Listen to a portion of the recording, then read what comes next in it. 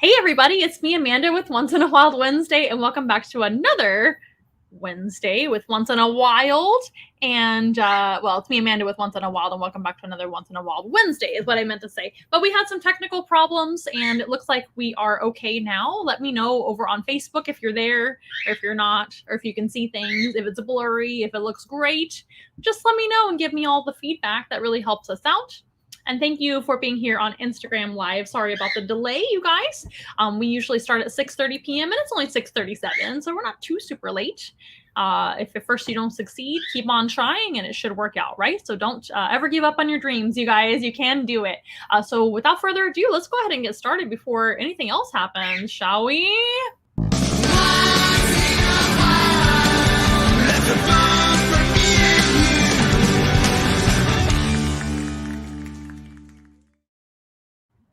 Hello, everybody on Instagram, and hello on Facebook and YouTube. It's really nice to see you guys. It's been a while. We actually took a week off last week because I was out of town. I was actually in Kansas last week, and thank you for your patience. We just ran a rerun, and I've been having a whole lot of amazing special guests here on Once in a Wild Wednesday, as you've probably seen. If you haven't seen the special guests, please go back to our YouTube and check those videos out. They've been a lot of fun. And tonight I'm all alone, all by myself, once again, like it usually is. And we didn't have any special guests scheduled tonight. So I thought I would go ahead and include Instagram. I'm actually recording on my phone for Instagram Live. If you guys prefer Instagram, you can watch over there if you want, or maybe it'll be something for you to review later. If you guys don't know who we are or who I am, my name is Amanda. I am the founder and lead animal specialist here at Once in a Wild. And each and every Wednesday, we go live for free over here on Facebook and YouTube, and sometimes on Instagram as well, if I can. And it's just kind of a free program for you guys. And it also promotes what we do and can teach you guys a little bit about some animals that we have and tell you guys all about what we do. If you want to help us out and help keep our animals fed and happy and taken care of, you can donate to Once in a Wild. You can leave us a tip as well if you love the show, or if you just want to sponsor one of our animals, etc. That can be done at onceinawild.com/donate. It's really easy to find over on the main website as well, onceinawild.com. And the website is right here down below if you happen to be watching on YouTube or Facebook. You can also donate via Venmo, Cash App, or PayPal as well if you would like to. And every little bit helps us keep our animals happy, fed. I almost said fat and happy. Happy and fed and taken care of, you guys. And we do have a mobile zoo based in San Antonio, Texas. So we service the South Texas area. We can bring animals to your birthday party event. Photo opportunities are really fun with the animals as well. We can also do education programs for schools or your birthday party if you prefer a presentation versus a petting zoo scenario, more casual experience. We can do all kinds of stuff with our animals and help you guys out to learn about them and appreciate animals and wildlife all over the place. And our main goal is to help you appreciate animals and want to take care of them and pretty much take that knowledge and pay it forward and tell all your family and friends about us and about what we do and why animals are so awesome. And that will help you guys to save them and take care of them in your own life, right? We do also educate about animal and pet care as well. If you guys want to learn anything about your pet's care, especially exotic pets, but even dogs and cats too, I can help you out with that as well. Please feel free to give me a ring or contact us via social media or on the website as well. We'd love to hear from you. And if you guys are not in our area, it's okay. We actually do also offer virtual animal experiences, very, very similar to what you're seeing now. We would jump in on a Zoom or whatever platform you prefer, but we prefer Zoom. And we can actually bring animals to a really neat Zoom. It's almost like your own custom TV show. You get to pick the animal species, and we typically start with 8 animals for 1 hour, and that's where we kind of go from there. And it's really good to see some of you guys watching this evening. I know it's been a minute since I've been all by myself, and it's kind of nice to have a little bit of a break from the guests, even though I've been really appreciating all of the guests that have been coming onto the show. If you haven't already followed our Facebook page or subscribe to our YouTube channel, that's another great way you can help us out, or even following us on social media like Instagram, Twitter, TikTok. We're all over the place. And the links are always in the description for your convenience on this broadcast, but also at onceinawild.com. So there's a little bit something for everybody. And as far as our animals go, if you're not familiar with us, we do have birds, mammals, reptiles, amphibians, and invertebrates. So a little bit of something for everybody. And we're really excited to be back for another Once in a Wild Wednesday. It's been a while, like I said, and we're happy to see you guys. If you guys have any questions or comments regarding the animals tonight, feel free to add a question or comment down below, and we will do our best to answer the question and maybe acknowledge the comment. And we thank you for your positive reinforcement and comments down below. Always keep it family friendly, you guys, because this is a family friendly channel, of course. And tonight we do have 3 animal species to learn about. What's been going on with us? Well, we've been super busy. If you hadn't noticed, Once in a Wild is super duper busy. Not that I'm complaining. We are getting back into the winter kind of weather. I know for Texas it really isn't that cold, but it's something to think about. So if you happen to be interested in a birthday party or event in person and you're wanting to book for the winter, just keep in mind we probably need an indoor space to work with, or you're going to have to choose some of our cold weather animals. I thought about doing a cold weather animal presentation maybe next week. We'll talk about winter animals and which animals can tolerate some of the cold. We do have a few choices, so we'll talk about that another time. But there are a few choices for that, and not as many cold weather as hot weather or warm weather animals. We do have a lot of reptiles, amphibians, and things that cannot tolerate the cold. But one of our amphibians that can tolerate the cold very well is our axolotls. Axolotls actually do prefer cooler temperatures anyway, so they can actually handle pretty cold temperatures. I would say in the 50s, maybe a little bit less than the 50s, and they're just fine. We don't want to put them through too much, right? But remember, it's just for a short event, so they're not out there too long. But yeah, so that's a fun fact about axolotls. They actually really like cold weather. I'm getting a phone call over here on my phone, so I'm going to silence that. How rude. No, just kidding. So you guys, it's really great to be back. I hope you're doing well. I hope you're getting ready for like the holidays coming up. Speaking of winter, some of the holidays are coming up. Have you gotten your Christmas shopping started yet, or even finished? Some of you overachievers may have already gotten all your Christmas shopping done already. What a great gift. A once in a wild experience. Maybe we can help you with a Christmas experience. I would love that. Or maybe even just a gift card with Once in a Wild, because we do have those as well over on our website. Or you can just, purchase an encounter for your friends and family who love animals. It's a much more exciting gift, in my opinion. Excuse me. Getting emotional. No, I just have a dry throat. Getting emotional talking about our company. Just kidding. It's a great gift because it's not something that's going to end up like in the landfill, right? It's going to be an experience of a lifetime. You guys can meet some animals up close and personal, learn about them. Trust me, it's a lot of fun, and it's a super duper big hit for people of all ages. We can even bring animals over for animal therapy if you want just something casual, or animal selfies, photo opportunities. Those are always really fun. A fun way to kind of sneak some education into your life where it's really fun, but we're also going to teach you about the animals as well. And then you can take some fun pictures with the animals and tag us, of course, on our social media, and that helps us out as well to spread the awareness. But what we do here at Once in a Wild is we educate about our animals and about animals all over the world. We have animals that can represent species all over the planet. And tonight, we're going to meet 3 animal species. Don't forget, if you have questions or comments about the animals, please let me know. I'll do my best to address them and highlight them down below. Those of you that are over on Instagram, I'll do my best to show the animals to both you and Facebook and YouTube as well. So our first animal is actually going to be popping right up from down here. He is in his travel bin right now. His name is Thanos. Thanos is a really cool lizard, you guys. So when it comes to lizards, there are many, many different types of lizards here at Once in a Wild. We've got a savanna monitor lizard. We have 2 bearded dragons. Their names are Eddie and Debbie. We have, what else do we have? Of course, we have Jackson's chameleons. There's Samuel L. and Janet Jackson, our 2 Jackson's chameleons currently. And we also have a tegu named Lulu. She's a Colombian black and white tegu. We've got crested geckos and leopard geckos. I feel like I'm forgetting somebody. Oh, of course. Excuse me. Joanna the iguana, the best lizard on the planet. And she is the queen of lizards. So Joanna the green iguana, And I feel like I'm forgetting somebody, but it's like remembering all your children. We actually have more than 100 animals here at Once in a Wild in our collection. Most of those are smaller, and a lot of those are actually Madagascar hissing cockroaches because they're having lots of children all the time. So that's good. That means that they're happy and thriving. But we are going to meet a really special lizard right now. Why don't we go ahead and meet him? Go ahead and retrieve him out of his travel enclosure. I want you guys to know that are new. These animals that come into the studio. Ooh, there he is. These animals that come into the studio, they get to hang out in their travel enclosures while they're hanging out with me in the studio, but it is not what they live in full time, right? All the animals have much larger enclosures and spaces than what you may imagine here in the studio, so don't you worry. Thanos has a great big enclosure. It's a screen enclosure because he's a chameleon, and chameleons do much better with screen enclosures for ventilation and whatnot because they're special. So he is a Panther Chameleon. He's an Mbanja Panther Chameleon. Let's see if we can get him in focus for you guys. And let me tell you what, his appearance on camera does not do him justice. He is absolutely gorgeous. I wonder if we can get some more light on him here. Get some more light on this chameleon. He is blue.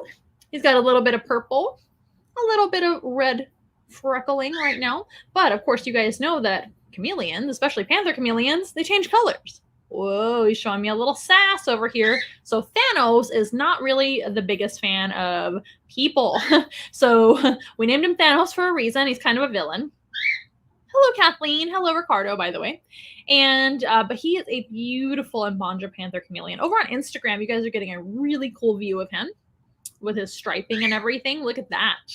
Panther Chameleons come from Madagascar, and there's many subspecies of them. Mbanja is one of them. They are blue, purple, red, typically, and they, of course, vary and change their patterns and color depending on their mood, depending on their temperature, or if they want to change temperature a little bit. And for communication, did you guys know that chameleons actually don't change color just to blend into things? That's not really true. He cannot touch pink sunglasses and turn pink. There's a famous YouTube or video in general. I don't know if it's just on YouTube or everywhere now, probably on TikTok too. Now, TikTok's like the thing that the kids are doing, and maybe other things. If the kids are doing other things, let me know. We'll keep up with that on social media. But there's a famous, like kind of old fake video, super fake, of a veiled chameleon, one of the more commonly kept chameleons in the pet trade. It's actually perching and stepping on a whole bunch of different colored sunglasses, like kind of like one by one, and changing colors. That does not happen. That does not happen, and is not how chameleons operate at all. So chameleons can't just touch something like this stick and turn brown, or else he'd be brown, right? And not blue. So he is blue, purple, red, a little bit of white, right, on his kind of lateral area, which is the center of his body, lateral line, like a fish. Ooh, and his lips are white too. Can you guys see him? Over here on Instagram. Isn't that cool? They do vary between those colors, blue, purple, light blue, dark blue, red, for this subspecies of Panther Chameleon, the Mbanja. There's other types of Panther Chameleons like Ambalomies, which are like rainbow colors. They look like tie-dye. Pretty awesome. And they can change all sorts of colors, but again, they're not going to change colors to like blend into a brown stick or blend into the purple backdrop or anything like that. So they blend in naturally just by living where they live, which is up in the treetops, and also just kind of being surrounded by leaves and shadows. And they even, of course, have like a striping pattern. So having that is going to give them cat-like camouflage, like tiger stripes or panther spots. This is a Panther Chameleon. So I believe they were called Panther Chameleon for a couple of different reasons. They do stalk their prey, kind of like a cat-like maneuver. They will kind of creep up and stalk their prey. And also for their markings, they do have varied spots and stripes, kind of like a cat. So somebody thought that reminded them of a panther. It doesn't really remind me of a panther, more like a tiger, but that's okay. Panther Chameleon, that's what they are. But again, there's many subspecies like the Mbanja, Mbalomies, Nosy Bee, or Nosy Bay, depending on who you're asking, etc. There's many different types of Panther Chameleon. Now, Thanos just went through a really big shed where he shed all his kind of upper, not upper, but outer layer of skin, and that's called the epidermis, right? That's what everybody sees on your skin.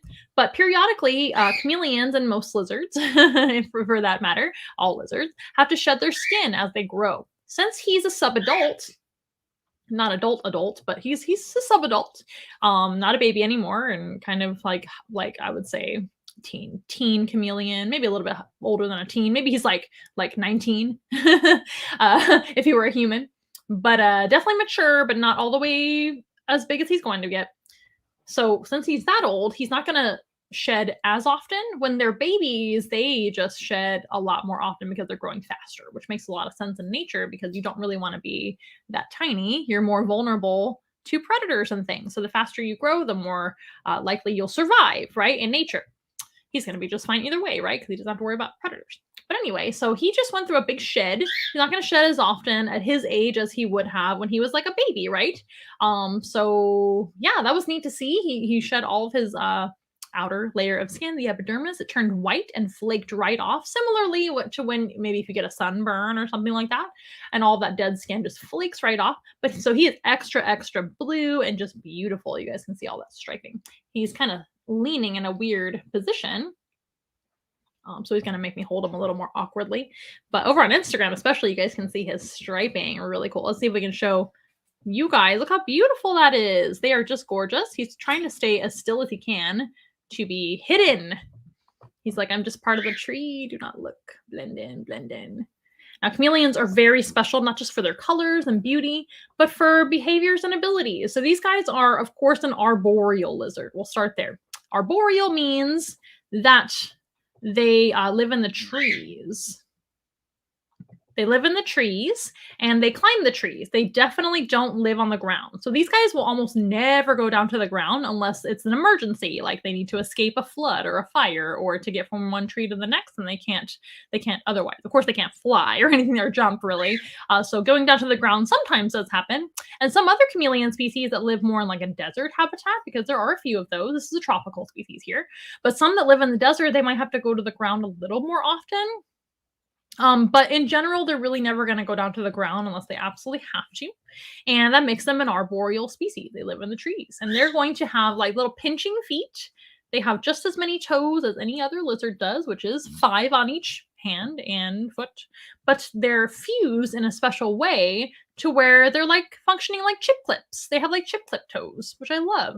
And that's going to help them just to pinch the branches of the tree very, very easily. And they're super well designed for just like climbing the trees. And they can even just fall asleep by pinching and just hanging on to the tree branch and just go right to sleep. Right now he's posturing like, hope she doesn't see me or do anything to harm me. He's just kind of in a defensive posture. But he looks gorgeous. They also have a prehensile tail, right? Prehensile means grasping. That tail is grabbing the branch right here. Just like another limb for him. It's a very, very functioning limb as well. And unlike many other lizards that are out there in nature, he doesn't lose his tail. His tail does not have tail autonomy, which means they lose the tail and it pops right off, like geckos and anoles, for example, and other lizards. Their tails can pop off. Even tegus can lose their tail very easily when grabbed or threatened. And that tail would then grow back for most of those species. Now, he doesn't have that ability. His tail is like another limb, another hand or leg. So he doesn't want to do that ever. So they don't have that ability to use tail autonomy. They cannot pop their tail off for defense at all. Another thing that makes them very special is their flat bodies. These guys are flat like a leaf. So if I turn him this way, he's probably going to keep turning, which is good because that means he's healthy and aware. But see how flat he is? His head is kind of bulky, but his body is flat like a fish. Flat like a fish, flat like a leaf. That's not because he swims. That's because he has to go in between tree branches and leaves and needs to be able to do that with ease in order to, thrive in the treetop. So he's going to easily be able to get in between and in and out of those spaces in between leaves and tree branches by being the shape of a leaf itself. Pretty cool. Also, being the shape of a leaf helps him to look like a leaf. And again, that's another form of camouflage. If you didn't know any better and this was kind of far away, let's bring him further away. Imagine he was up in a tree just like this. You would not see this animal. Even though he's blue and looks really bright colored here on the show, out in nature, those shadows and, the markings look like shadows, right? And he himself looks like a leaf of like a croton or something like that, or some kind of colorful tropical plant. He himself looks like a plant. which is very helpful for him to hide from his enemies, like birds and things that might want to eat him. All sorts of animals can eat them in Madagascar, where they're from. Hi, Instagram. It's Once in a Wild Wednesday. I thought I would include our Instagram family and friends. So these guys naturally just kind of look like something natural in a tree. So that helps them too, right? Especially when they're just hanging out. Another thing that makes chameleons very special are their eyeballs. Now, they have some of the best vision of all the lizards, but also they have independently moving eyes. Now, did you know that a lot of lizards actually do have independently moving eyes? Let me twist this a little bit so you guys can see. A lot of lizards have independently moving eyes, but none are like the chameleon, quite as extreme as the chameleon, I should say. So his eyes are covered in a sheath. Each eyeball has like a sheath of skin and scales on it, and underneath is a big eyeball with a little peephole so he can see. But each eye can literally move almost anywhere it wants, anywhere for them to see and function like that. So inside of their brain as well, it's a little too bright in here. Inside of their brain as well, their vision is split in two. So they basically, inside their head, are seeing two different fields of vision. Or imagine having two different computer or phone screens or TV screens in your head, and you're seeing two different, totally different things.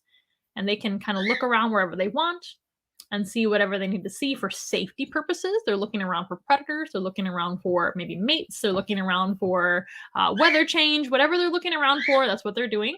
Looking around for food, right? I don't know if I mentioned that. Their food is going to be moving food, like worms and insects and maybe tiny geckos and other little things like that. If it is a moving animal and small enough for them to get it down into their mouth and down, they can eat it. You guys know what I'm trying to say. If it's small enough for them to fit in its mouth and for them to eat it comfortably, they will try to eat it. So if it's a moving animal of any kind, but they mostly eat insects, so things like roaches, crickets, worms, all kinds of stuff, bugs, dragonflies, wasps. They can eat all kinds of stuff, especially in the jungle of Madagascar, where they're from. And once they see it, they'll actually move their eyes forward binocularly, just like a person looking forward, like I'm looking at you guys. And otherwise, their eyes are kind of drifting all over the place, looking in two different directions. But once they focus on something, they can focus both eyes forward. And that's when they typically want to, when they grab their food, they're going to want to look at it first binocularly, straight ahead. And once they decide they want to eat something, they do not have to be very close to that food item, like say the dragonfly or something like that. They can be as far away as this, because every chameleon's tongue is so very stretchy. It can actually stretch as long as the tip of his nose to the tip of his tail when it's actually stretched out. So when he has his tail fully extended, not gripping onto a branch like this, but when it's fully extended, that's how long his tongue can reach. Isn't that amazing? Now, it stretches out really far and then compresses right back into his mouth for convenience. And the end of his tongue is extremely bulbous, large, and sticky. And not only is it sticky, it also wraps around the food when it sticks to the food. So if the tongue comes out, whoosh, and that bulbous end, it's like kind of like a thick gross tongue on the end, super gross, but really cool. It will wrap around the food item as well. So it kind of engulfs it. I'm trying to think of something that it reminds me of, but it kind of just like whoop, like into like the blob of their tongue and whips right back into their mouth immediately. And that's when they can crunch up the food right after that. So that's a really convenient way to like kind of reach out and grab their food. They don't have to do that with their hands. They don't have to even do that with their mouth. The mouth crunches up food just like any other lizard's mouth that eats bugs. Oh my goodness, you're okay. But they don't have to be anywhere close to their food. So that's an adaptation that they have to be able to hunt a lot more successfully. Some of those very, very speedy and fast food items that can get away by flying away or crawling away quickly, right? So I hope you guys are enjoying Thanos. Thanos is one of our chameleons. We do have 3 chameleons here at Once in a While currently. We've kept others in the past. Now, my favorite thing about Panther Chameleons, people ask me that all the time. I think they're just the prettiest of all the chameleons, in my opinion. There are some that are just as pretty, and I'm sure everybody has their favorites. My favorite chameleon species are actually the Jackson's chameleons. I just really like the way they look, and I like their size. They're very small. Panthers have some of the most impressive colors of some of the subspecies. Are very colorful, right? So a lot of people like them, and they want to see Thanos. Thanos is quite a grumpy gentleman, so he's not a gentleman at all. He's actually kind of a jerk. Not every Panther Chameleon is like that. Some of the other ones that we've had in the past were very, very mellow and sweet. But chameleons in general do not make good pets, so I don't want you guys to be misled. Do not get a pet chameleon. They are very bad pets. And I say that with a lot of confidence. Chameleons really don't do well in the care of humans for anyone, even somebody like myself that has been caring for them for a long time. Hi, Inga. Nice to see you. Thank you for coming in and saying hello. We're also on Instagram today as well. But these guys make terrible pets, and I'll tell you why. They don't do well health-wise in the care of humans at all. They don't really do well in the wild either. Sometimes they do, and that's only going to be the strongest and most fit, and the ones that have, survival of the fittest and everything else. But in my opinion, they do better in the wild than they do in the care of humans. We're always learning all the time, and care for them has improved quite a bit. But there's so many special needs that they have and requirements that they have that it's super duper hard to keep them healthy in the care of humans. They also don't even live that long, even when cared for the best of the best, right? So even when they are properly cared for and everything's great, you still might not have genetics on your side, and you still might have illnesses that happen. Everybody succumbs to illness at some point in their life, and chameleons are really hard to read and to be able to tell if they're feeling well or not. Even for somebody like myself that's worked with tons of them. And for that reason, chameleons really don't live that long at all. Anywhere from 3 to maybe 5, maybe 7 is about what they live. It's not very long. Thanos is about 2. So he's not old by any means, but he's, he's already almost an adult, and they don't live very long. A few chameleons of different species, so many different species of chameleons, have made it to like 10, but that's super old for chameleons. So they really just don't live very long. And the more I research, the more I just want to spread the word and tell people never to get them. They should not be sold at pet stores because people impulse buy them all the time from pet stores. If you do, or you're just like diehard set on a chameleon, please support a breeder who's very responsible and actually, aims for the best genetics and health and will educate their customers. And please do not buy from a pet store, because most of the pet store chameleons and lizards in general are going to be wild caught from the wild, and they are probably not going to do very well. But I do not recommend chameleons for pets at all, even for really anyone. And that's just how I feel about it. I've seen a lot of chameleons get sick and not do well in the care of humans. They're really, really difficult. They're not mean. Thanos is kind of grumpy and mean, but usually chameleons are pretty, safe, for lack of better words, to be around and handle. They're not necessarily going to come out and attack you or anything like that. They can bite if they want to. And Thanos has bitten me because he's grumpy. And I've had to give him medication and things like that in his past, because chameleons are animals that get sick sometimes. So anyway, if you're not prepared for all of that, you shouldn't have any animal, but you shouldn't have a chameleon. And they're really just not good pets. They don't do well in the care of humans. But it's nice to have, to be able to take in some chameleons like we do and be able to educate you guys on them, because they're amazing animals. They're fantastic. One of my favorite species in the entire world happen to be chameleons, Jackson chameleon. But they are best left in the wild or in zoos or with professionals, in my opinion. A lot of chameleons are impulse bought and then don't make it, or they get rehomed because people didn't know what they were in for. And a lot of their signs and symptoms are really, really subtle. It's almost like having a bird, but in my opinion, even more subtle. If you don't know what you're looking for, you may not even know your chameleon didn't feel well. And when a chameleon doesn't feel well, it's pretty much an emergency situation. You have to take them to the vet, and it has to be a very, very well-versed vet in chameleons, not just lizards, but chameleons. So somebody very, very experienced and knowledgeable about chameleons. And even they do their best, and things don't go well sometimes. So it just depends. But when they start to show signs, it's often too late, unfortunately. And chameleons are one of those funny animals that I hope you don't judge us, but they're one of those animals that go to the vet more often than almost any other creature in our collection here at Once in a Wild Animal Ambassadors. And that is, again, because they don't live very long, they age very quickly, and they tend to get a lot of health issues, eye issues, nasal issues, upper respiratory stuff in general, skin issues, you name it, not eating, all the things. I've seen it all because I've had a lot of young, old, and middle-aged chameleons. But they are beautiful. I understand why people love them. The best thing to do if you want to get to know a chameleon is by kind of learning through us or going to a zoo and things like that.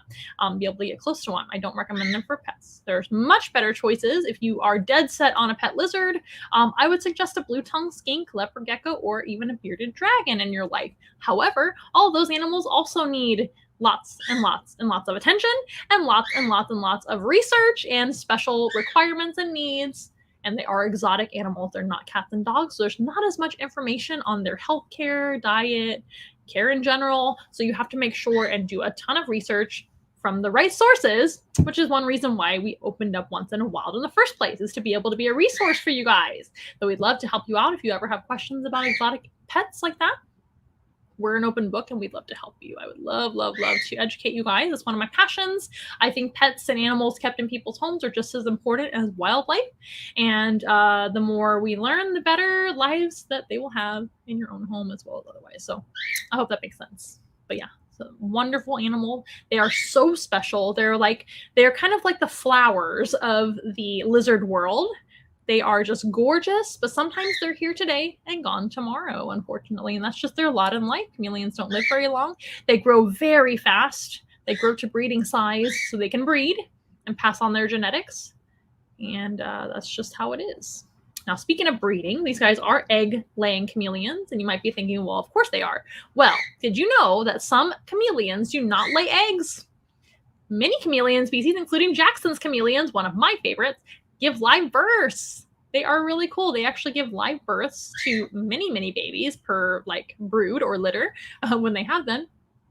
And these guys do lay eggs. And most chameleon females that are egg-laying species, so like a female panther chameleon, won't live very long. In fact, even less than the male. You're already thinking, oh my gosh, these chameleons don't live very long as it is. Yes, and females live about half of that. So females usually only make it to about 2 or 3 maximum, maybe 4, very, very old for a female. And that's because their body is designed to make a bunch of eggs, lay them, and that's it. Now, I'm not saying that they pass away right after giving birth or laying eggs. That's not really the case. But their body has a lot of stress on it. Even if you're not even intending to breed them, they might get eggs anyways and either can't lay them and become egg-bound, which can happen very often to several species of lizards and tortoises and things, actually, that lay eggs. Or just from laying a ton of eggs, because they have a lot of them when they lay. Just like chameleons that give live birth have a lot of babies when they have live babies. But again, that makes sense if your main goal as a species is to procreate, is to grow very fast and procreate so that your species can continue. Now, these guys are not endangered yet, but they're becoming less and less all the time because they are an island species. Many species of chameleons in general, including panthers, remember there's different subspecies. This is an Mbanja, Panther Chameleon, which are typically blue or purple-red-ish colored. They vary individual to individual.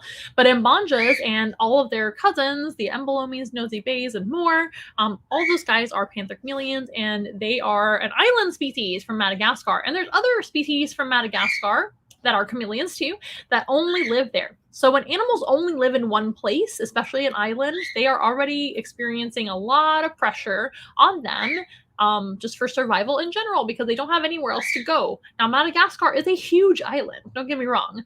It's not a tiny island by any means. However, it's still an island, and they are, kind of blocked off from the rest of the mainland of Africa, because Madagascar is right off the coast of Africa in the African continent. There are some other species of chameleons, like the Jacksons. I keep talking about them, but just like the Jacksons, that are from like Kenya and some other countries in Africa too. And chameleons come from a handful of other places. But many, many, many of the species of chameleons only come from Madagascar. So all of those animals on Madagascar, including one of their favorite foods, the Madagascar hissing cockroach, oh my gosh, they're only found there. Some of the lemurs as well. In fact, I think all lemurs, if I'm not mistaken. There might be a few lemurs in Africa as well. Please don't quote me on that, primate specialists out there. But most of all the lemur species that live on Madagascar only are found there. So many, many species on Madagascar are experiencing that pressure of just having only that place to live. So most of those animals are not doing the best, even though they may not be classified yet as endangered. It takes a lot of work, surveying, scientific study, etc., to actually classify and protect an animal as endangered. That takes a lot of work and stuff. Long story. But most of those animals are on their way to becoming endangered because of habitat loss in Madagascar. And these guys are no different. They rely on trees, they rely on the rainforest, and they rely on that habitat or biome to be very healthy for them in order for them to thrive in the wild as well. And they, so they're not doing the best, mostly because of habitat loss. I don't mean to be a downer over here, Debbie Downer, but it is the truth. We want to talk to you guys about endangered species and how we can help them, right? So one really great way is to just kind of learn about the animals, right? You didn't even know where Panther Chameleons came from in the first place. They don't just come from pet stores and breeders and reptile expos, right? They come from Madagascar in the wild, and they should be in the wild, thriving out there. Now, I do not believe it is legal to import any animals from Madagascar anymore, but they used to be imported, which means brought into this country illegally or legally. For the pet trade and all the things. Most Panther Chameleons that I've ever seen are actually captive bred, which is good. At least we're going the right way. Now, I might be wrong. I can't remember now if there's actually legal importation of Panther Chameleons right now, or if that is now illegal. Maybe you'll have to help me research on that. It should be illegal, though, in my opinion, because it's not great to take them out of the wild. Now, there are some other reasons to take animals out of the wild, and I don't mean to go off on a tangent here, but sometimes we need new genetics to keep the species alive. Now, I don't know if that might be the case with the Panther Chameleon. Maybe we need to help them out in that way, but that's a whole different story. And now that I think about it, it may be still legal to bring these guys in, because I've definitely seen wild-caught Panther Chameleons in my lifetime, but things are changing all the time. So you guys will have to let me know. If you know any better, speak up. Don't be shy. If you guys are just joining us, my name is Amanda, and this is Once in a Wild Wednesday. Once in a Wild is our company, and I'm the founder and animal specialist here on the team. And this is Thanos. Thanos is one of our chameleons. He's our Panther Chameleon. He's an Mbanja Panther Chameleon. He is very, very high blue. His dad, or at least, I don't know if his dad was extremely dark blue. I'm pretty sure I saw a picture of your dad before. These guys are really fun to teach about because there's so many facts about chameleons that I love. Look at those beautiful golden eyes, you guys. Can you see his eyes? He's wanting to climb onto the camera. He's like, I just want to get out of here. I understand, buddy. We're going to keep it brief. Look at those hands trying to grab onto the camera.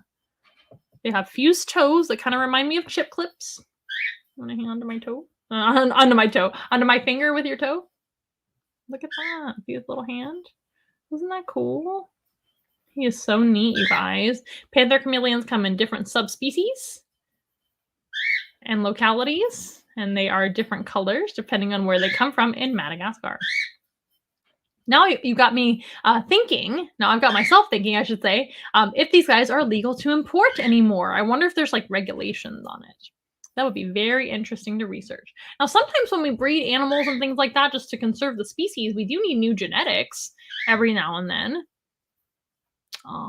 But I don't know. It's kind of one of those controversial things, right? Let me know what you think in the comments down below. If we should be importing animals anymore from the wild or leaving them alone.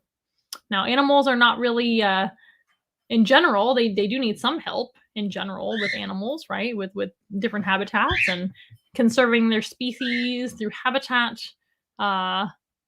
protection and things like that.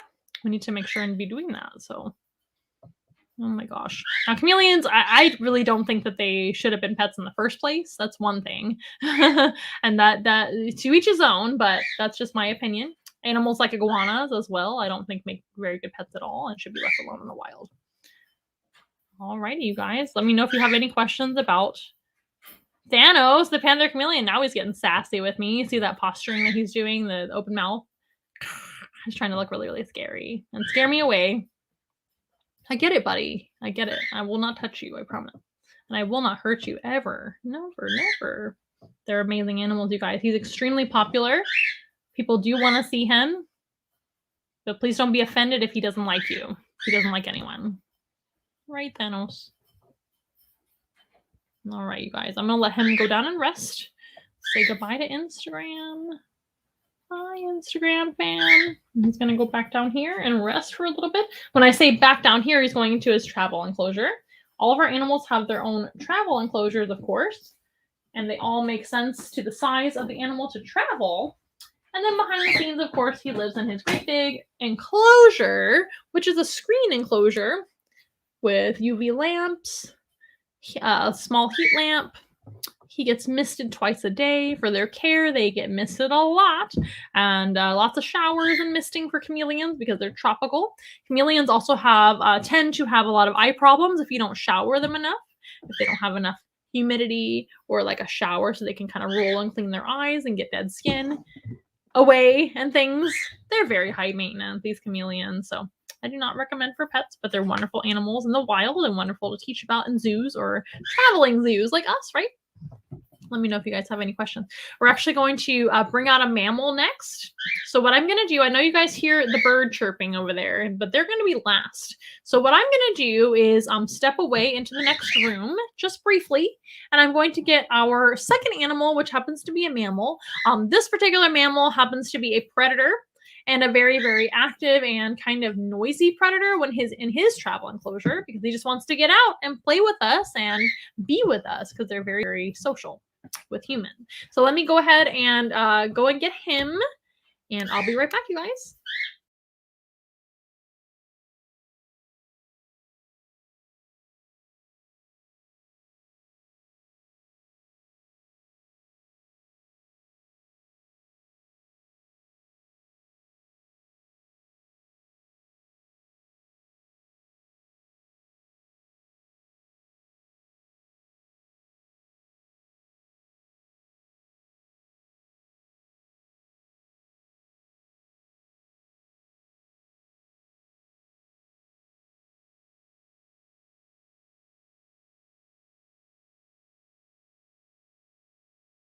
Alrighty, guys, thank you so much for your patience. We have a ferret on the show tonight. This is Loki, of course. You guys have probably seen Loki before, and he's one of our ferrets. Now, he is actually a ferret hybrid with a European polecat, so he's a very, very special individual.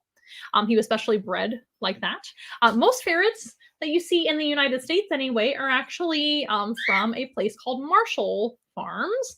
And that's kind of like a puppy mill for ferrets. And we'll maybe not talk about that too much. That's not the most exciting and pretty conversation. But he is not from Marshall Farms or from a pet store. He actually came specially bred from a wonderful kind of hobby breeder. And I think that's like all she does for a living. She's wonderful. She's down in Houston. Or over in Houston.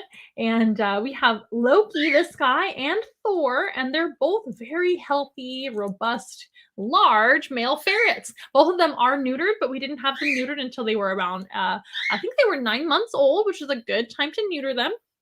Most ferrets are neutered or spayed very, very early in the United States, and that's not really good for their growth and health. So, but Loki specifically is actually part European polecat, kind of like a wolf hybrid dog. Wolves are the origin species for your dog at home. I almost said dog and cat. Dog at home comes from a gray wolf, right? Well, the domestic ferret that you might have seen in other people's houses or pet stores comes from an animal called the European polecat, which is not a cat at all. It's actually a weasel. They're in the weasel family. They are mustelids or weasels. And weasels include, of course, weasels, ermines, badgers, wolverines, otters, all kinds of really cool animals are in the mustelid or weasel family, including the European polecat. Now, European polecats in the wild look pretty much exactly like Loki. Remember, he's a hybrid, so he is part domestic ferret and part European polecat. And his mom was even more polecat than he is, right? That's how it works genetically. But pretty cool guy. He is very active. He's anticipating his food, which comes from a pouch on my hip over here. And what he's eating now is going to be chicken flavored baby food. Now, our ferrets are also fed raw meat, which is a natural and very healthy diet for ferrets. Ferrets in captivity oftentimes are actually fed kibble, which isn't the worst, depending on the amount of protein in your kibble. A lot of ferrets that are raised on kibble as a baby, they won't switch over to a raw meat diet. So it's really, really hard to switch them over if they're already used to kibble. They kind of imprint on their diet. And then it's very difficult. Luckily for our guys, they were raised on raw meat. So raw meat is what they're used to, and raw meat is what they get twice a day, every single day. And that is what they eat in the wild as well, because they are obligate carnivores. But for training and working and doing programs like this, he gets chicken flavored baby food and he gets to just lick it off my fingers as like a little treat. But it's not something they see every day by no means, and it is their favorite. So he's really excited about it. And it also helps to feed him something that he can lick as opposed to bite, so he won't like accidentally bite my finger and things like that. Now, a lot of people do ask me, does he bite? Yes, he sure does. He can bite and has bitten me before, especially when a baby and not knowing any manners or how to control his strength, because they have very strong jaws for their size. In fact, they have a pretty short nose for a predator. You guys see a short nose. And that is your mustelids or weasels in general. They have kind of a shorter snout, and that actually gives them a stronger bite. The longer the snout, the less strong of a carnivorous bite they can have for an animal. Oh, he's so cute.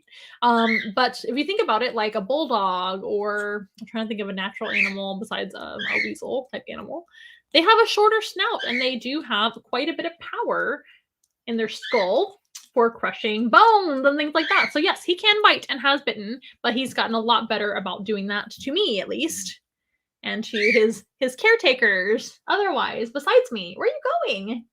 You cannot get down. You need to be here with us. So anyway, they're awesome. These guys, of course, are mammals. They're covered in hair, and they're a type of mammal that lives in Europe where it snows a lot. And they do not hibernate. So they're going to actually have a thicker coat in the winter. I bet if it gets cold here in Texas, he's going to grow some thicker hair. He might do it anyway. And that's going to be a natural way for them to insulate. But also, they don't hibernate, so they have to store some food. These guys do eat every day. In fact, they like to eat multiple times a day. We feed them twice a day, but they kind of eat it throughout the morning and throughout the evening. And in the wild, they prefer to eat 4 to 5 times a day if they can. So sometimes they'll stash away food and eat it like that. They have to eat at least a couple times a day to be happy about it. And that is very unusual for most predators. Most predatory mammals, especially, they only eat like once a day, if that. They eat whatever they can get. Right, Loki? Oh my, he's so pretty.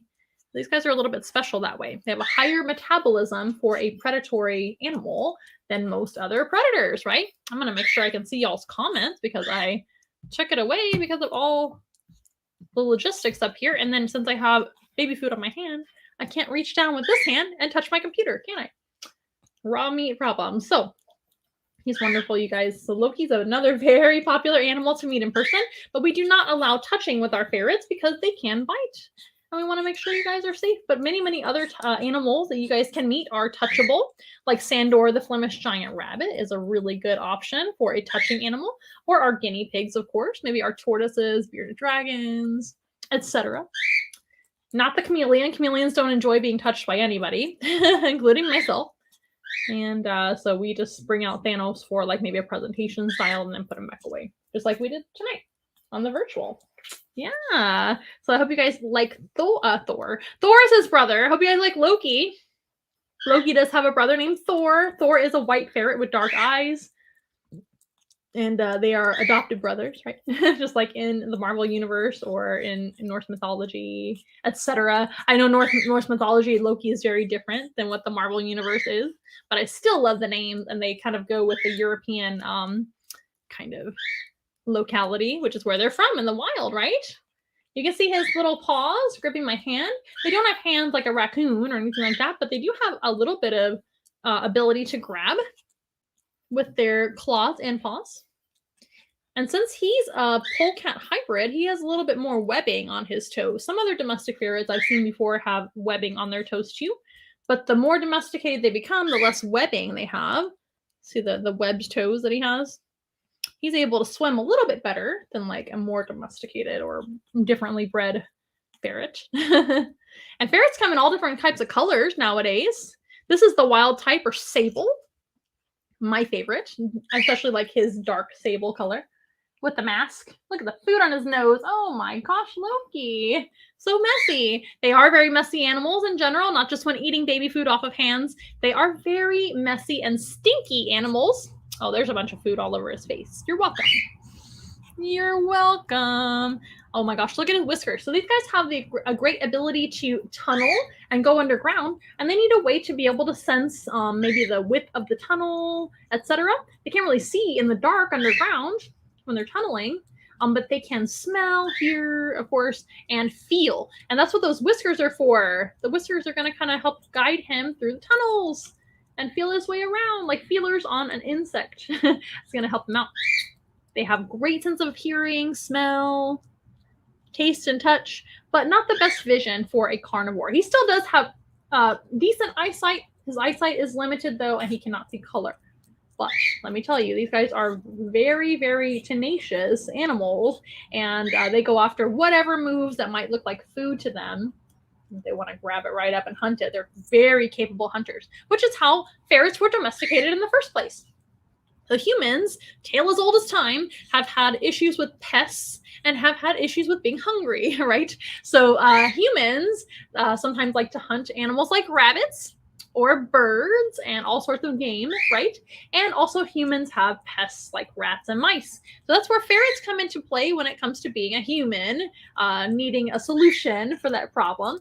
Ferrets were brought into humans' lives to help them hunt. So it wasn't to hunt the ferrets, it was to help them hunt with them, if that makes sense. So the ferrets are so good at hunting rats and mice that they would hunt vermin in people's homes, and they're so good at hunting rabbits and other kind of tunneling animals like muskrats and things that they would help humans hunt those as well. And it was actually fairly easy to train them to do that because it's a natural behavior, and that's how ferrets ended up in human homes. Now, how ferrets ended up more as like a pet animal just happened gradually, but it would mostly be the ferrets that would happen to be born and bred as a different color than dark. So the dark ferrets are ideal for on the field because they blend in really well, especially in the dark, and they blend in really well to the natural kind of backdrop of nature. But every now and then they would get a spontaneous like albino ferret, which is white with red eyes, right? Or a spontaneous like light colored, maybe blonde ferret, and that wouldn't be as ideal for the field because they wouldn't blend in as well for hunting. So when those light colored ferrets would happen, whether they be white or blonde or whatever, or silver, those would end up being pets in people's homes. And it was typically very, very rich people that would end up with pets because back in the old days, you didn't really have pets unless you were wealthy, especially a kind of exotic or special pet like a ferret, right? So they would often be gifted as very, very special gifts to royalty and important or rich people back in the old days. 3,000 years ago or maybe less than that, right? They're neat animals. So of course they're mammals. They have hair, warm bodies. They do have, when they have their babies are called kits, and they do have litters of them. Usually small litters, anywhere from like 2 to maybe 5. Every now and again they'll have up to 10 or something like that, but that's kind of rare. Their babies are extra cute when they're babies. And they nurse on mom's milk and then graduate over to like kind of soft meat and then start eating pretty solid meat pretty soon as they can. Not like a cat or a dog, right? They're awesome. They are obligate carnivores, so they should be eating meat and only meat. When fed a kibble diet, it's not the best for them because kibble, no matter how high quality and high protein, it always has some sort of fillers or carbohydrates and things like that, or some sort of vegetable in it. So that comes out in excess with a ferret. They end up pooping more. They end up getting all sorts of different internal organ issues. So we chose to keep them on raw meat. It's really not that hard. It's pretty easy to feed them naturally. I'm super used to it now, and they are cheap. And it's really worth it to keep them healthy. And they also poop less, which makes it a lot easier. I'm not saying they don't poop very much, because they do. They do poop a lot. They usually go in their litter box. Now, for us, we keep them in a large kind of ferret nation cage, which is a great big ferret designed cage together. And then they also get playtime in a playpen unsupervised. And if we're supervising them or taking them on program, then they can do other things as well. Oh my gosh. But they're a lot of cleanup and a lot of work. Not great for every last person. Not every pet is good for everybody, right? And these guys are definitely not a low maintenance domestic animal, even though they're a domestic, as a ferret goes. They are a domestic animal. I'm not going to lie, but that doesn't mean they're low maintenance. Some of our domestic animals are some of the highest maintenance, like our ferrets and our guinea pigs. Guinea pigs are great pets, but they're high maintenance and a lot of cleanup. But they're super worth it, right? Let me know if you guys have any questions or want to know anything about our ferret. I'm going to go ahead and put him away so we can meet our final animal species. One of my favorite things about ferrets is their flexibility. They have a very flexible spine. I'm going to get a drink real quick. I'm losing my voice already, you guys. Excuse me. So these guys have a very flexible backbone. They can literally bend in half like this. And that's often how they sleep. They'll kind of compress themselves. And that helps them to tunnel and be able to be very flexible going into tunnels. But also if they hit a dead end, they can snake their way back the other way and not have to back up because of their flexibility in their spine. They're really special that way. Very low to the ground. Definitely a terrestrial as opposed to an arboreal like the chameleon, right? Arboreal means tree dwelling and terrestrial means ground dwelling. And these guys are even subterrestrial most of the time, which means underground. They like to be inside of a tunnel. They do not have claustrophobia like me. I don't like small spaces. That makes me nervous and claustrophobic. But that's what you guys like. You guys like tight tunnels and spaces. All right, Loki, we're going to go ahead and let him go back to his travel enclosure and party in there, I guess. And I'll be right back, you guys, okay? With our final animal species.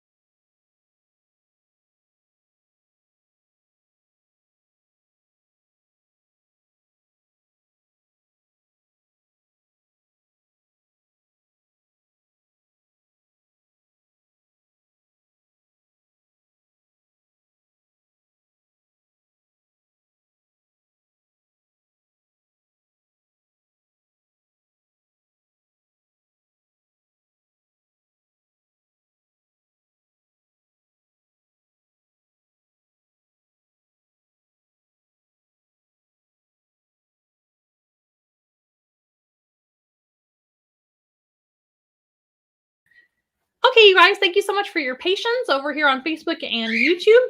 I had to clean up a little bit because, as you might imagine, baby food all over the fingers isn't the best situation for the next animal coming out. I'm going to lower our light as well because the next animal's coming out. There's two of them, hopefully, potentially. Two of them coming out at once, same species. And they are adopted siblings as well, just like Thor and Loki, now that I think about it. Oh my gosh, there's a hair all over my face from the ferret. That's not good, huh? So our screeching friends are coming out next. Happens to be two of our cockatiels, you guys. And it's the first time, the hair on me. First time they've ever worked in the same show together, but I think it's going to go fine. And if it doesn't, it just doesn't. And we move forward. So we're going to meet Sunny and Dandy. They're really excited, and I've got some treats for them right here. So here we go. There goes nothing. Ah! Come here.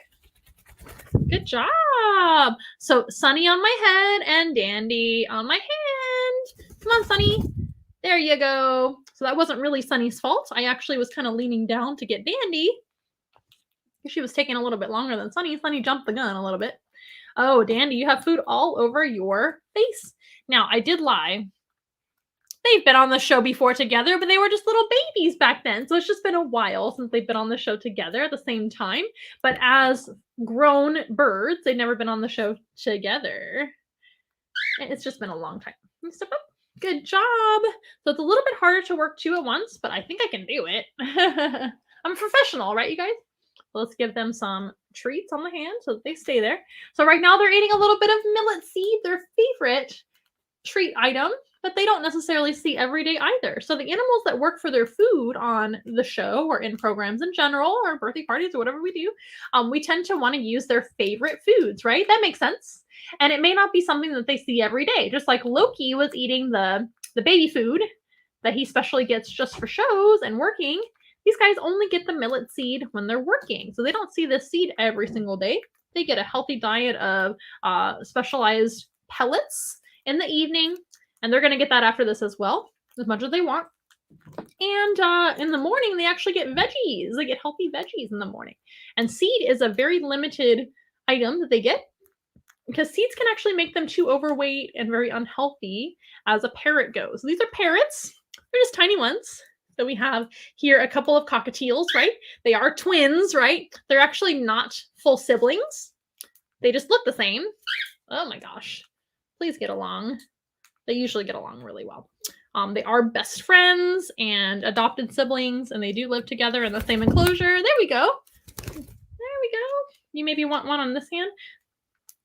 This is a lot more work than I thought it would be. Whee! There we go. Oh, okay. I lasted for a hot second. But anyway, so these guys are yellow. As you can see, they're not the normal color of gray, white, yellow, and orange that most cockatiels are in the wild, etc. And sometimes like Evie, for example, our other cockatiel that you guys know. He is the wild type coloration. These guys are called lutino, which is a special yellow, and it's a form of albino. So they're actually red-eyed. Don't fight, don't fight. Can you go here? It would be great if you could land on my shoulder. Maybe we'll take the food away and just work you guys for attention. That would be great. Oh my goodness, but there's seeds everywhere. I don't see them. And Sunny actually did a Zoom earlier with Eva's Heroes, one of our clients, frequent flyer clients. Haha. They're just hanging out together. Aren't they gorgeous? So again, these are lutinos. It's a form of albinism or being albino. They have red eyes, and it's especially kind of genetic mutation that somebody bred into cockatiels a long time ago and have continued to breed in the care of humans. So you will only see this color. Don't fight. You'll only see this coloration in the care of humans, not in the wild, unless there's a spontaneous albino one, right? And that does happen every now and then. There's also other types of albino cockatiels that are white with red eyes too. Pretty cool. There's so many different types of morphs and colors of cockatiels that I do not know because I'm not a cockatiel breeder or expert in their morphs. But I do enjoy them, and they're one of my favorites to keep around here once in a while. This is chaotic with two of them. You want to get on my shoulder? That would be great. Wonderful. So we have one on my shoulder that's going to play with my hair and things. And then another one on hand. That's a lot easier to deal with, unless they fly away. As you can see, they have free choice whether or not they want to sit where they are or if they want to fly away.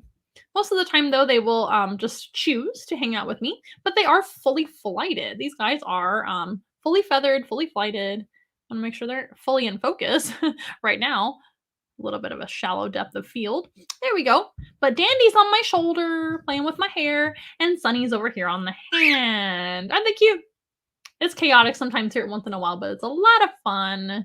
These guys are best friends and adopted siblings. Wonderful little birds. Cockatiels are kind of a popular pet bird, but I don't think that they're for everybody either. We keep talking about this, right? So chameleon, terrible pet. Ferret, not the greatest pet for everybody, and neither are birds. Parrots, like the cockatiel and other parrot species, are extremely intelligent, extremely messy, extremely noisy, and it takes a lot of training to get them to be tame, like you would want them, right? Just like Sunny and Dandy. Sunny and Dandy, I actually hand-raised myself from little babies, so they're extra tame. Oh my goodness. And we work them with multiple people, and they go see a lot of crowds, and they get a really cool life where they get to do a lot. As you can see, they can still be really annoying and eat your earrings. Can I cover my ear? Maybe you won't need it. Don't eat my earring. That hurts. You can eat my hair. That's fine. Yay! But it takes a lot of work for them to get like this. This is not how most birds are. It takes a lot of taming, training, work, things like that. And not everybody knows how to raise cockatiels or birds in general. Sunny, come here. Sunny! He's going to go down and eat crumbs, but at least we have Dandy with us, right? So not every bird's going to be like that. Not everybody knows how to raise them properly. It can be very dangerous to hand feed parrots if you don't know what you're doing. If we're not careful, he's going to turn off our computer. So I don't recommend that for everybody by any means. So it's a lot to think about, and you want to keep them flighted as well if you can. Keeping them clipped is actually quite what's the word I'm trying to think of? Come here. Keeping them clipped doesn't give them a choice of whether they can hang out with you or not. So that can create kind of a cantankerous bird. You know what that means? A grumpy bird, a potentially aggressive bird. So a lot of times when birds are kept clipped, their wings are clipped, in my opinion, that gives them less choice, right, of whether or not they want to hang out with you. And they're more scared because they feel cornered and trapped because they can't fly away. Now, there's also inherent dangers with having a flighted bird. You have to make sure your doors are shut and your windows are shut, and that the bird understands that flying into windows is dangerous. So there's a lot of training that goes with that as well. Ow! No, hurts. They might eat your ear off. Dangerous. Step up. Step up again. Good job. And they're very smart. So they, are very stubborn, smart. You cannot hit or punish a bird like that. That is not a thing. They will hit you forever if you do that. Sunny. Lots of positive reinforcement. Animals in general thrive on positive reinforcement, but especially birds. Birds do not do well because they're very afraid. Predators, most of the time, even predatory birds are scared of predators. Everybody has a predator for the most part. So I'm trying to tell you is that these parrots, especially, they are kind of designed to be a fearful, kind of defensive animal. And you have to get around that. Dandy's being ridiculous right now. Also, they need a lot to do because they're very smart and active animals. In the wild, any parrot, this is any parrot, is going to be flying, foraging, and doing something all day long, as opposed to sitting in a cage all day. So you need to make sure they have a lot of exercise. Flying is a great form of exercise if you can give them a safe room to be around, to be in and around. And that's what we do at Once in a While. We actually have, for our small birds like this, we have a big designated room for them where they get to basically be out and free all day long until they're put away for bed. And they get their breakfast and dinner in their enclosure so they can have a little bit of space for that and not be, bickering at each other. The only ones that live together are our doves, there are 4 of them. And then these 2 cockatiels here, Sunny and Dandy, live together, and they have separate bowls to eat out of. Dandy's really enjoying some hair time right now, hanging out on my shoulder in my hair. What a hot mess we are today. But this was a fun experiment. Not as easy to work 2 birds as one, but look at Dandy. Oh my gosh. Dandy also has food on her face from this morning's breakfast. We didn't even wipe our faces for the show. How could you? Goodbye, Sunny. Dandy's so cute. You're stuck in my hair. Can I help? She's like, yes, please help. You can see how tame they are. They're not afraid of hands, but a lot of birds are afraid of hands. Oh, you're stuck right in my hair. We might have to untangle you. Oh, I'm sorry. And again, you're working around a prey animal, not a predator, that is very intelligent, wants a lot of attention, very noisy, kind of destructive as well. Most parrots are very destructive. Something that Sunny really likes is kissing noises. That might look like he's upset at me, but he's not. He's playing. Wah! That's a very playful and fun behavior that Sunny does. Oh my gosh, don't get tangled up some more. And you might get a bird tangled up in your hair. So if you're ready for this kind of life, you might be a good candidate for a small parrot like this. But my main deterrent, well, there's many deterrents for not getting a pet parrot. But for me, it's got to be the noise factor. So these guys are extremely noisy. However, cockatiels aren't the noisiest of all the parrots, which is why I think they're so popular. Can you sit on my shoulder there? I think they're popular because they're a smaller size. They are a lot less loud and noisy than other parrots. They might be noisy, but their volume isn't as loud, which I like. That's my main problem, is the ear-piercing noises that most parrots can make. So I'm not a big fan of that. So I would say no, don't get a parrot. And a lot of times parrots don't thrive in people's homes if they're not home all the time, they're not getting the attention they need or the diet that they require, etc. Right? So something to think about. But other than them being pets in the wild, they're amazing animals. They're seed dispersers, which means they eat a lot of seeds and spill a lot of seeds and poop a lot of seeds out. So they're planting trees and plants wherever they go. That goes for all seed-eating animals. And They are, of course, prey for other animals. So that's another one of their important lots in life. Where are you going? That's another one of their important lots in life. Equally as important to be food for other animals, like predators. Their main predators in the wild are going to be birds of prey, like falcons and hawks during the day. They're a diurnal species, so that's really going to be their main predators, or other diurnal or daytime species. And birds are going to be eating other birds in the wild. So that is going to be their main predator. So if these guys were to end up outside, heaven forbid, and flying around, that's what they would be looking out for the most in the wild of Texas if they escaped, would be like hawks. So they see a hawk, they're like, oh my gosh, I better hide from the hawk. However, these guys have zero skills of survival in the wild, so we're not going to let that happen. Also, they're the wrong color. They don't blend into anything. They are light yellow, which is almost white, and a very vulnerable color indeed to not be camouflaged in the wild. Aren't they adorable? They look like a couple little Pokemon over here, right? They have their cute little mohawks on top of their head, which happen to be feathers and not hair, right? They are feathers because they're birds. Birds have feathers and not hair. Get on my shoulder? No? Do you want to get on my shoulder? That would be great. Oh, I love you. Yes, I do. And that mohawk or crest that cockatiels and cockatoos have is going to be some of their expression. So they can express themselves like we do with our eyebrows or faces. Birds in general express themselves with their feathers, don't they? They're going to fluff their feathers if they feel a certain way, or slick their feathers if they feel a certain way. Right on cue, Sunny. Thanks. Mwah. And they also use their feathers for flight and insulation and all sorts of things. But communication is part of that. But the crest is like an extra exciting way to communicate with feathers. So they have a big crest that can give them expression and communicate with other cockatiels and also humans in this case, right? Since they live with humans and want to communicate with us. We may not speak their language, but they're trying to communicate with us all the time. Aren't you gorgeous? So pretty, Sunny. We love you. Parrots in general, not just cockatiels, but all sorts of parrots have zygodactyl feet. That means they have 2 toes in the front and 2 toes in the back. And that gives them actually a little bit stronger of a grip with their foot, and also the ability to use their foot for a little hand if they want to eat a seed, a nut, or a food item. Are you okay, Dandy? Or we've got a little itch on the head. Oh, that's so cute when they scratch with their zygodactyl toes. Zygodactyl feet is like a foot placement on some birds. Owls actually have zygodactyl foot placement as well, and that gives them a very strong grip, kind of an equally strong grip on either side. Most birds like that perch in trees, like songbirds, crows, whatever, even hawks, even though they have very strong feet, most of those birds have anisodactyl feet, which means 3 toes in the front and 1 in the back. But not parrots. Parrots and owls and some other animals have zygodactyl toes. Isn't that a fun word? Zygodactyl, one of my favorite words. Dandy is making herself at home over here by preening her feathers and getting all pretty for you guys.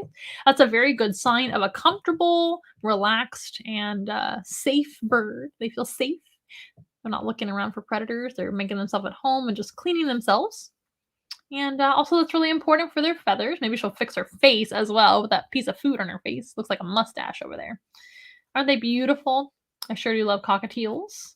I love birds of all types, although I can only tolerate so much noise. So personally, I've chosen to keep some of the quieter types of birds. Like we have 3 cockatiels. We have doves. We have a budgie, which a lot of people call a parakeet. Did you know that this is a parakeet as well? Technically, parakeets are just small parrots, and this is one of them. Parrots come in all sizes, except for giant anymore, but back in the dinosaur days, there were giant parrots. Parrot-type birds. But parrots come in tiny parrots and larger parrots, the largest being the macaws, right? Hyacinth macaws, I believe, are the heaviest and largest. Oh my gosh, these birds are so cute. I can't even handle it. I love them. But parrots are all the way down to the pygmy parrot, and parrotlets are the smallest. And then you have animals like parakeets, like these guys, and budgies. Whoa, we lost our bird. Budgies are the most common parakeet known to humans because they're also in the pet trade. You guys know parakeets, right? That you've seen in like a pet store or maybe in somebody's home. Those are technically a budgerigar. And we have one of those too. Her name is R2D2. R2D2 is one of our rescue animals. She was actually a stray bird in somebody's backyard. They found her. She was flying around and was looking for help, looking for food. which is the right thing to do. If you're a stray parrot, you should not be on your own trying to survive because you're not going to make it. They don't live here in the United States. All right, you guys have been fantastic tonight. I hope that you are doing well. I hope you had fun with all the chaotic happenings tonight with the birds and the ferret and the chameleon, who was very stoic and kind of angry at us. But these birds are a really fun way to kind of end the night, right? They're always hams and a lot of fun. Very entertaining, to say the least. I think we put some more light on them. Oh, the thing is about this lighting in here is it makes them look like they're like white. Over on Instagram, I'm using my phone, so the camera kind of compensates a little bit better for the light. Let's see if we can focus. There we go. And I wish you guys could see them in real life. Maybe someday you can actually book your own animal encounter and meet Sunny and Dandy in person. And if you want to meet any of our other animals virtually or in person, please feel free to let us know. Our number's down below. Our website's down below. Book your own animal encounter. That's the best way to help us out, of course. You get to choose the animals that you want to meet and get your own experience that way. If you want more details, let me know. You can also donate to our little zoo and help Sunny and Dandy, Loki, and Thanos thrive by donating to us if you want to. Every little bit helps. You can donate, sponsor, tip, all of the above. If you like what you see today and you want to help us spread the good word about animal education. I know I was talking a little bit about some negative things tonight, like animal conservation in the wild, conservation in Madagascar and things like that. But it's really important to talk about as well. But I also wanted to talk about like what makes a good pet, what makes a bad pet. But there's a lot of positivity to talk about as well. And I hope you guys have had fun. So Sunset Wildlife Connection has a really great question. We're not going to talk about that just quite yet. I'm so glad that you're here. But, I mean, you can talk about it a little bit. We've made a slight announcement about a new animal. If you want to learn what animal we just actually, oh my gosh, adopted not too long ago, that was a big yawn from our little cockatiel. If you want to learn about our newest animal, please visit our Instagram, TikTok, and I think on Facebook as well. Instagram, you're already there. There is a video regarding our newest animal, but I do want to keep it a little quiet on the live stream because he's brand new and not quite ready to work on a live stream yet. So I would love to show you guys the new animal soon. Maybe next week he'll be ready and we'll give it a go. Thank you for being here, Sunset Wildlife Connection, and supporting us. They're also a wonderful organization down in Florida. If you guys want to check out Sunset Wildlife Connection, they do the same thing that we do, which is education with animals and traveling petting zoos and things like that. If you guys want your own animal experience in person right here in San Antonio and surrounding cities areas, let me know. We can provide a mini petting zoo for your next event. We can provide animal therapy. We can bring animals to, of course, classrooms for education and all sorts of different scenarios. Just let me know. Well, we're happy to work with you and happy to work with your budget, happy to work with any ideas that you have. Photo opportunities are also a really big hit as well. And let us know. And if you want to donate to us, you can do so via Venmo, Cash App, PayPal, and also our Amazon wish list, which has a whole bunch of pre-selected items for our animals, including Dandy, Sunny, Thanos, and Loki, and many, many more. I hope you guys have a wonderful holiday season coming up. Thanksgiving's right around the corner. Hope you guys have some good plans. You're going to eat a bunch of yummy food. And I guess we'll go ahead and close here in a second and make sure everything is logistically ready for that. And you guys have been wonderful, yet quiet tonight, but that's okay. I understand you have a life outside of Once in a Wild, and that is okay. But we hope to see you next week on Once in a Wild Wednesday, of course, at 6:30 p.m. Central Standard Time. And we'll see you guys next week. How about that? Bye, guys. We are nothing close to ordinary, but we love to be your friend. Hold our hands and let's have fun together, singing as loud as you can. Everybody singing once in a while. Together. Once in a while. I wanna hear you say once in a while. That's the fun for me and you. Okay, you guys, thanks for all your patience with me tonight, and we'll see you next time on Once in a Wild Wednesday next week at 6:30 p.m. Central Standard Time on YouTube, Facebook, and maybe even Instagram too. See you guys next time. Bye!